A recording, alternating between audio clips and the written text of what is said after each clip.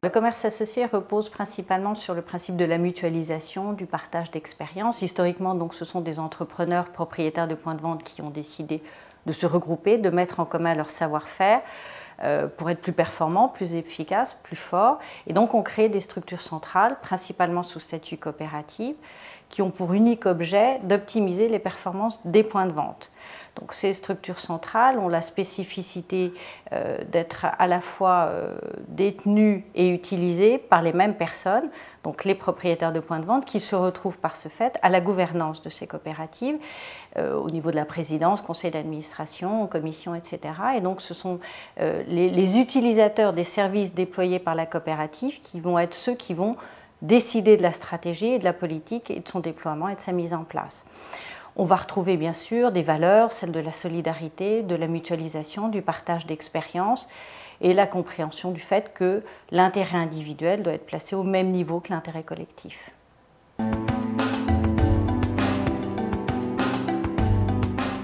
Au sein du commerce associé, on va retrouver des personnes qui sont avant tout des entrepreneurs, qui ont véritablement la volonté d'entreprendre, sont principalement des hommes, en majorité entre 35 et 40 ans. Et ce sont surtout des personnes qui ont la volonté de s'impliquer.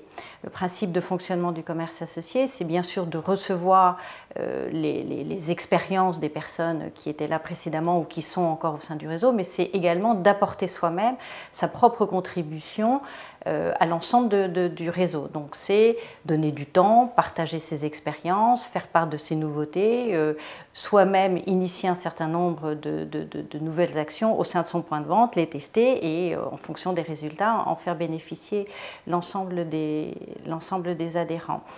On va retrouver, c'est une formule qui gagne, on va retrouver de nombreux secteurs et surtout des enseignes qui sont souvent les enseignes favorites des Français, qui sont universellement connues. Dans l'alimentaire, je citerai ne serait-ce que Leclerc, Système U, Intermarché. Dans le sport, on retrouvera Intersport, Sport 2000.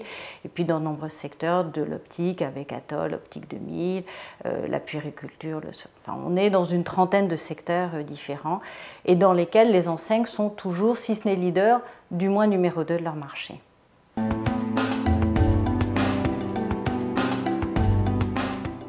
Je pense qu'au démarrage, il doit choisir le secteur d'activité qu'il souhaite rejoindre. Une fois celui-ci est déterminé, trouver l'enseigne qui lui correspond le mieux, travailler avec elle.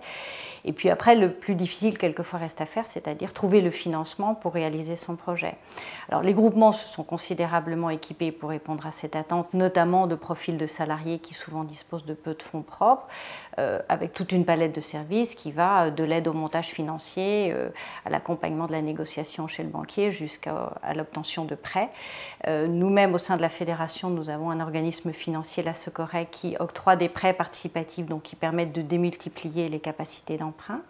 Et puis, certains groupements ont même développé le parrainage, qui est le principe d'avoir des adhérents qui se portent caution auprès de la banque pour l'octroi d'un prêt d'un nouvel entrant. Donc ça, c'est la démonstration parfaite, je dirais la boucle est bouclée, de la solidarité et de l'implication qu'on peut retrouver au sein de nos groupements.